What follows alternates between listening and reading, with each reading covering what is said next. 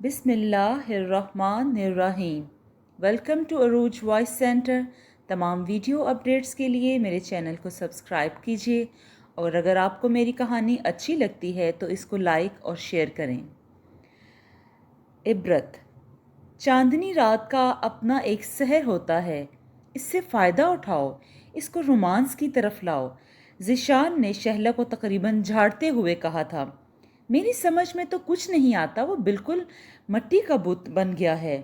شہلا نے موٹی شال اپنے گرد لپیٹتے ہوئے جواب دیا۔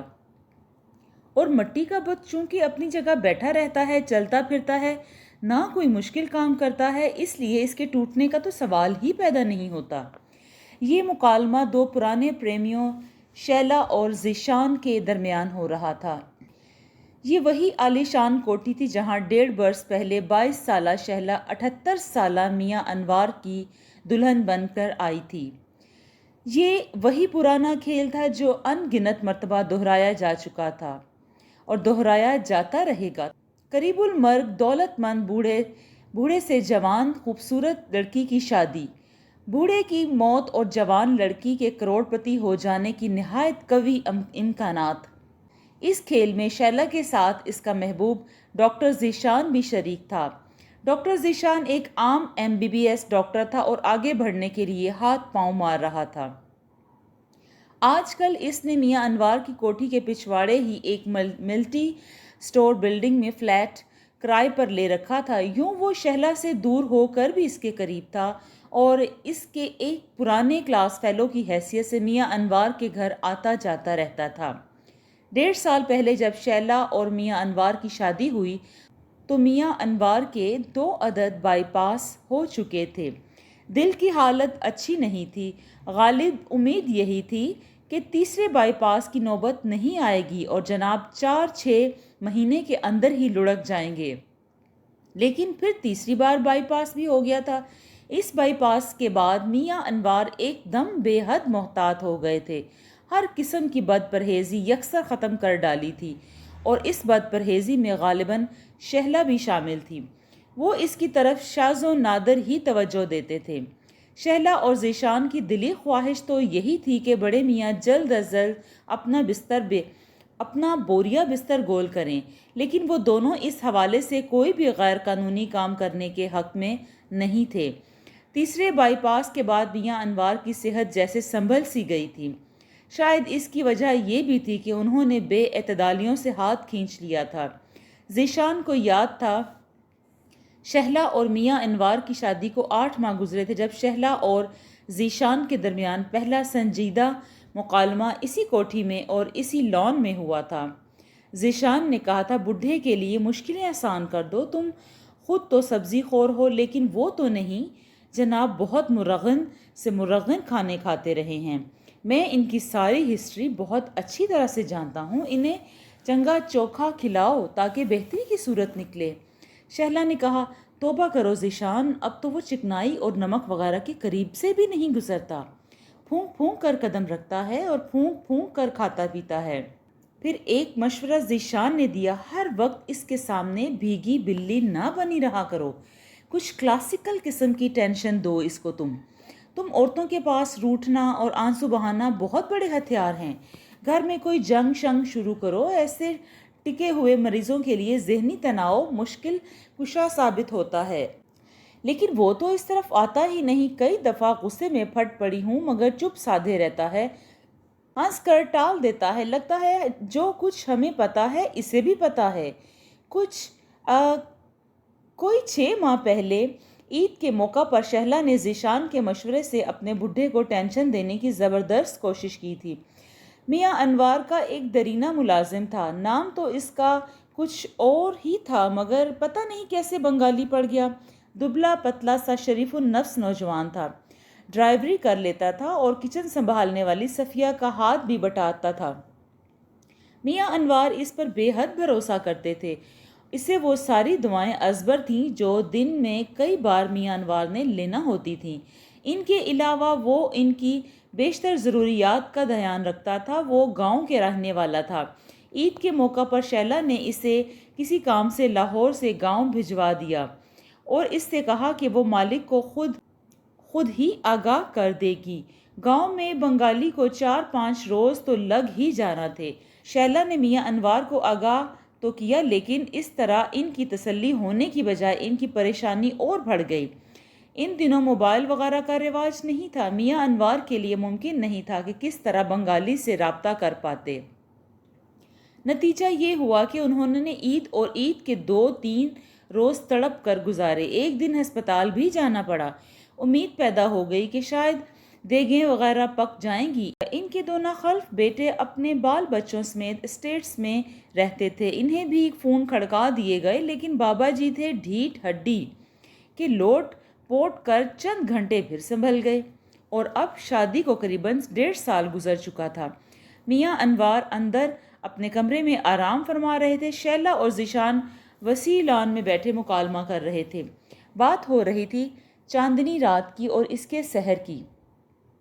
شیلا نے ذیشان سے مخاطب ہوتے ہوئے کہا، میں پھر کہتا ہوں، راتوں کا اپنا ایک سحر ہوتا ہے، جیسے تہوار سے پہلے کی رات، بارش کی رات، چاندنی رات، اور جہاں تک مجھے پتا ہے تمہارا بڈھا تو چاندنی راتوں کا بہت رسیہ ہے۔ ان کی شیخو پورہ والی فیکٹری کا مینیجر فیاض میرا دوست ہے۔ وہ مجھے بڈھے کی عیاشیوں کی داستانیں سنایا کرتا ہے۔ 10-15 سال پہلے اس شیخو پورہ والے ریسٹ ہاؤس میں ان لوگوں کی جو محفلیں جمتی تھیں وہ عموماً چاندنی راتوں میں ہی ہوتی تھیں۔ بڈھا چاندنی رات میں بیٹھ کر پیتا تھا اور پورا چکور بن جاتا تھا۔ وہاں جو میوزک پلے ہوا کرتا تھا، اس میں اس طرح کے گانے بجتے تھے، اب کی بار پونم میں تو جو آئے گی ملنے، ہم نے یہ سوچ رکھا ہے، وغیرہ وغیرہ۔ تم کہنا کیا چاہ رہی ہو ذیشان؟ شہلا نے ذرا الجھ کر اور اپنے الجھے ہوئے بالوں میں انگلیاں چلا کر پوچھا۔ آج چاند کی 13ویں ہے، کل 14ویں ہوگی، اور پرسوں 15ویں۔ ان راتوں سے فائدہ اٹھاؤ جانے من، بڈھے کو راہ راست پر لاؤ۔ وہ کیسے؟ چاہتا ہے ایک پیارا سا جھاپڑ دوں تمہارے منہ پر، لیکن سامنے صفیہ اور بنگالی کچن میں کھڑے دیکھ رہے ہوں گے۔ میرے جگر کے ٹوٹے، اپنے اس حلیے کو ٹھیک کرو۔ لگتا ہے کہ جوان لڑکی نہیں، اسی بڈھے کے ہم عمر یا اس سے تھوڑی چھوٹی اس کی شریک حیات ہو۔ بالوں کا بیڑا غرق فرمایا ہوا ہے تم نے، عمر رسیدہ خواتین کی طرح شال لپیٹی ہوئی ہے۔ لگتا ہے کہ مہینوں سے بیوٹی پارلر کی شکل ہی نہیں دیکھی تم نے، اور لباس، بس سبحان اللہ، اس حلیے میں تو تم 18 سال کے لڑکے کو بھی متوجہ نہیں کر سکتی۔ 80 سال کے بوڑھے کو کیا کرو گی؟ تو کیا کروں؟ دیکھو ابھی صبح کے 11 بجے ہیں، رات ہونے میں کوئی 12 گھنٹے باقی ہیں۔ بس سب سے پہلے پارلر کا چکر لگاؤ، میں ذرا کلینک سے ہو آؤں، پھر آ کے تمہیں بتاؤں گا۔ ذیشان کے اصرار پر شہلا پارلر جانے کو تیار ہو گئی۔ 3 بجے کے لگ بھگ ان کی ملاقات دوبارہ ہو گئی۔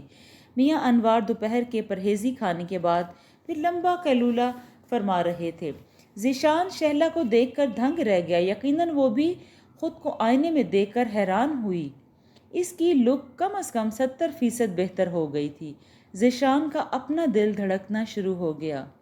وہ اپنے ساتھ ایک میڈیکل میگزین لایا تھا۔ اس کے ایک آرٹیکل میں دل کے مریضوں پر ذہنی و جذباتی تناؤ کے اثرات بڑی تفصیل سے بیان کیے گئے تھے۔ ذیشان نے آرٹیکل جگہ جگہ سے پڑھا، ایک جگہ انگلی رکھتے ہوئے کہا، یہ دیکھو سویٹی، یہ وہی بات لکھی ہے جو میں تم سے اکثر کہتا ہوں۔ دل کے مریضوں میں، خاص طور پر زیادہ بڑی عمر کے مریضوں میں، مردوزون کی قربت اور جذباتی فشار اکثر سنگین نتائج کا باعث بنتے ہیں۔ اس سے آگے آرٹیکل میں بہت سی مثالیں تھیں اور کچھ سچے واقعات بھی درج تھے جن میں ذمہ داروں کو فوری موت یا بدترین اسٹروک کا سامنا کرنا پڑا تھا۔ شہلا ذیشان کا نظریہ سمجھ رہی تھی، یہی وجہ تھی کہ وہ آج پوری سنجیدگی سے اس کی باتیں سن رہی تھی۔ اپنے طویل لیکچر کے اختتام پر ذیشان نے اس سے کہا، میں چاہتا ہوں ان 2-3 راتوں سے بھرپور فائدہ اٹھاؤ۔ اس طرح ستی ساوتری بن کر پھرتی رہو گی تو کچھ نہیں بنے گا۔ گھر میں بولڈ لباس پہنو، اور رات کو تو تمہارا لباس ایسا ہونا چاہیے کہ بڈھا نظر ہی نہ ہٹا سکے۔ یہ دیکھو، اس طرح کی ڈریسنگ ہونی چاہیے گھر میں۔ اس نے میگزین کے 4-5 صفحات پلٹے۔ اسکن لوشن کے ایک اشتہار پر ایک پری پیکر تقریباً ½ میٹر کپڑا زیب تن کیے کھڑی تھی۔ ذیشان بولا، مجھے تو پتہ ہے تمہاری وارڈروب میں اس سے ملتے جلتے 3 4 ڈریس تو ضرور ہوں گے، اس سے بھی چھوٹے ہوں گے۔ وہ شوخی سے مسکرائی۔ تو کرو نا استعمال، اس کی رحلت کے بعد استعمال میں آئیں گے کیا؟ وہ معنی خیز انداز میں ذیشان کی آنکھوں میں دیکھ کر بولی۔ لیکن رحلت کا ہی تو مسئلہ ہے، وہ بولا۔ وہ اتنی خوبصورت لگ رہی تھی کہ اس کا دل چاہ رہا تھا کہ اس کو ٹچ کرے، لیکن وہ کھلے سبزہ زار میں بیٹھے تھے اور دونوں ملازمین بھی آس پاس ہی کہیں تھے۔ اتنے میں چھریرے جسم والا بنگالی سچ مچ دکھائی دے گیا۔ ان دونوں کے پاس آ کر سلام کیا اور بولا، میڈم رات کے کھانے میں کیا ہوگا؟ شلجم، ٹینڈے یا حلوہ کدو وغیرہ پکا لو، ذیشان نے طنزیہ انداز میں کہا۔ پھر اسے سمجھاتے ہوئے بولا، کیوں اپنی میڈم اور گھر والوں کے معدوں پر ظلم ڈھا رہے ہو؟ کچھ اچھا پکاؤ، خود کھاؤ اور اپنے صاحب کو بھی کھلانے کی کوشش کرو، کچھ براسٹڈ، کچھ باربیکیو وغیرہ وغیرہ۔ بنگالی آج کچن کے حوالے سے میڈم کی بجائے ذیشان سے ہدایت لے کر چلا گیا۔ جب وہ لان سے نکل کر کچن میں اوجھل ہو گیا تو ذیشان نے اپنی بات جاری رکھتے ہوئے کہا، رومان انگیزی میں میوزک کا بھی بڑا دخل ہوتا ہے۔ تمہارے بڈھے کو اشکیا غزلیں اور انگلش کے تھرلنگ سانگ جوانی سے بہت پسند ہے۔ شیخو پورہ والے ریسٹ ہاؤس میں جو محفلیں جمع کرتی تھی وہاں بھی موسیقی کا بہت عمل دخل ہوتا تھا۔ وہ دیر تک شہلا کو مختلف ہدایات دیتا رہا، اشوا ترازیوں پر بات کرتا رہا۔ بڑے میاں کے پاس آ کر دور جانا اور دور جا کر پھر پاس آنا، اسے جذباتی تلاطم کا شکار کرنا۔ وہ شہلا کو قائل کر رہا تھا کہ وہ اگلے 1 2 دن میں گرتی ہوئی دیوار کو ایک اور دھکا دے ہی ڈالے۔ شام سے پہلے ہی ذیشان اپنے فلیٹ پر واپس آ گیا۔ بلڈنگ کی ایک بالکنی سے اسے میاں انوار احمد کی وسیع و ریز کوٹھی دکھائی دے رہی تھی۔ وہ وسیع لان کا تھوڑا سا حصہ بھی نظر آتا تھا اور یہ اوائل ستمبر کے خوشگوار دن تھے۔ شام کو ذیشان نے دیکھا کہ میاں انوار کیلولے سے جاگ گیا تھا اور شہلا کے ساتھ لان میں موجود تھا۔ اسے یہ دیکھ کر خوشی ہوئی کہ شہلا اس کی ہدایات پر واقعی عمل کر رہی ہے۔ اسے لان میں شہلا کی جھلک نظر آئی۔ وہ نہایت چست شارٹ اور باریک سی ٹی شرٹ پہنے پھولوں کو پانی دے رہی تھی۔ اس کے لمبے ریشمی بال ہوا میں لہرا رہے تھے اور پھر اوجھل ہو گئی۔ تھوڑی دیر کے بعد ایک اور سین نظر آیا۔ وہ بوڑھے انوار کے ساتھ چہلیں کر رہی تھی۔ اس نے میاں انوار پر پانی کے پائپ سے پھوہار پھینکی۔ وہ ہانپتا ہوا الگ رہا اور اپنے تھل تھلے جسم کے ساتھ شہلا کے ہاتھ سے پائپ چھیننے کی کوشش کر رہا تھا۔ وہ دائیں بائیں ہو رہی تھی اور کھلکھلا کر ہنس رہی تھی۔ پھر وہ دونوں ذیشان کی نظروں سے اوجھل ہو گئے۔ Well done good girl, Zeeshan نے زیر لب کہا۔ پتہ نہیں کیوں اسے یقین تھا کہ آج رات کافی سنسنی خیز رہے گی۔ آسمان صاف تھا، پوری راتوں کا چاند طلوع ہو گیا۔ مدر ہوا، چاندنی اور ایک دلکش رات۔ آخری بار قریباً 12 بجے ذیشان نے فون پر شہلا سے رابطہ کیا۔ اس نے دبے الفاظ میں بتایا کہ آج وہ عرصے بعد شوہر کو تھوڑی سی شراب پلانے میں کامیاب ہوئی۔ اب وہ ایک رومانٹک انگلش فلم دیکھنے کا پروگرام بنا رہے ہیں۔ بہت اچھی جا رہی ہو، میں تو کہتا ہوں آج کچھ کر دکھاؤ۔ پتہ نہیں، وہ جیسے ٹھنک کر غیر یقینی انداز میں بولی، میں نے تمہیں بتایا تھا نا کہ چاندنی بڈھے پر ہمیشہ سے خاص اثر کرتی ہے۔ کھڑکیوں کے پردے ہٹا دو، اچھا سا میوزک لگاؤ، ماحول بناؤ۔ اچھا، وہ شاید ادھر ہی آ رہا ہے، شہلا نے کہا اور فون بند کر دیا۔ وہ تقریباً ساری ہی رات ذیشان کے سوتے جاگتے میں گزار دی۔ پوری رات کا چاند اپنے جلوے دکھاتا رہا۔ پتہ نہیں کیوں اس کا دل گواہی دینے لگا تھا کہ کوئی اچھی خبر ملے گی۔ اس کی سماعت ہر گھڑی فون کی گھنٹی پر لگی ہوئی تھی۔ بہرحال وہ رات گزر گئی، کوئی اہم واقعہ رونما نہیں ہوا۔ صبح 9 بجے کے قریب ذیشان نے شہلا کو فون کیا۔ شہلا نے بتایا کہ رات فلم دیکھنے کے دوران اولڈ مین کی طبیعت ذرا بگڑ گئی تھی۔ بنگالی نے ڈاکٹر کو فون کیا اور ڈاکٹر کی ہدایات کے مطابق رات والی میڈیسن کی ڈوز میں تھوڑا سا اضافہ کیا۔ شاید اسی اضافے کی وجہ سے اولڈ مین جلدی سو گیا۔ دوا دینے کی ذمہ داری میاں انوار نے مکمل طور پر ملازم بنگالی کو ہی سونپ رکھی تھی۔ اگلی رات 14ویں کی تھی۔ آج آسمان بھی شفاف تھا، یوں محسوس ہوتا تھا چاند زمین پر اتر آیا ہے۔ رات 8 بجے کے قریب شہلا نے فون पर ज़ीशान को खुशखबरी सुनाई। ओल्ड मैन का मूड आज अच्छा है, शाम ही से म्यूज़िक सुन रहा है। ठीक है, आज अपने हुस्न की सारी बिजलियां कड़का दो, इसके सर पर जाने ना पाए। वो दिलकश अंदाज में हंसी। कोशिश तो कर रही हूँ, क्या पहन रखा है? शहला ने तफसील बताए। ज़ीशान मुतमईन हुआ। ज़ीशान ने इसे एक मशरूब का ब्रांड बताया जो मियाँ अनवार कुछ अरसे पहले तक बड़े शौक से पिया करता था। मेरे ख्याल से स्वीटी, ये मशरूब भी बुढ़े के पुराने बार रूम में मौजूद होगा। ढूंढ लो, ना मिले तो किसी से भी काम चलाने की कोशिश कर लो, लेकिन पहले ढूंढ लो। अच्छा, मैं बंगाली से कहती हूँ। पूनम की रात थी, चांद जौबन पर था, मौसम की जादूगरी भी जौबन पर थी। ज़ीशान अपने फ्लैट की बालकनी में टहल रहा था, दिल गवाही दे रहा था। कोई अच्छी खबर आएगी, कोई बुरी खबर आएगी। रात 12 बजे, 1 बजा और फिर 2। इसके दिल ने पुकार कर कहा, ये आवाज़ मियाँ अनवार की कोठी से आ रही है। वो नंगे पाँव लपक कर बालकनी में पहुंचा। चटकी हुई चांदनी में इसने देखा एम्बुलेंस मियाँ अनवार की कोठी में रिवर्स हुई और वो तेज़ी से रिवर्स हुई और फिर मेन गेट की तरफ दौड़ी। बुढ़े को अटैक आ गया था, शायद आखिरी अटैक। इसने शहला को फ़ोन किया लेकिन वो अटेंड नहीं कर सकी। ज़ीशान ने तेज़ी से लिबास तब्दील किया और सीढ़ियाँ उतर कर मियाँ अनवार की रिहाइश गाह की तरफ लपका। 2-3 चौकीदार और पड़ोस के लोग भी मेन गेट पर मौजूद थे। ज़ीशान ने मियाँ अनवार के पड़ोसी सेठ फजल से पूछा, क्या हुआ है जी? अस्पताल लेकर गए हैं, बेहोशी की हालत में, सेठ फजल ने जवाब दिया। ज़्यादा सीरियस तो नहीं? हालत तो नाजुक है, दूसरे पड़ोसी ने जवाब दिया। लेकिन यकदम यकीन नहीं आ रहा, ज़ीशान ने मनाया। सेठ फजल ने कहा, लगता तो यही है कि सर पर ज़्यादा चोट आई है। इस वक्त ज़ीशान ने देखा कि मियाँ अनवार कोठी के बरामदे में स्लीपिंग गाउन पहने खड़े थे, बेहद परेशान नज़र आ रहे थे। वो हक्का बक्का रह गया। इसने मुड़कर पड़ोसी सेठ फजल की तरफ देखा। वो कह रहे थे, अल्लाह करम करे, काफ़ी ज़्यादा सीढ़ियों से गिरी है बेचारी।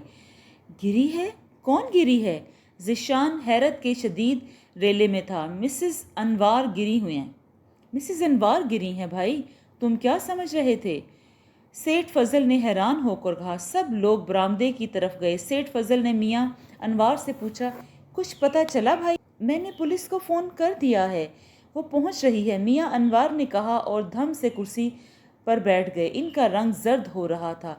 चंद सेकंड के अंदर ज़ीशान पर एक हैरतनाक और लर्ज़ाखेज़ इंकशाफ हुआ।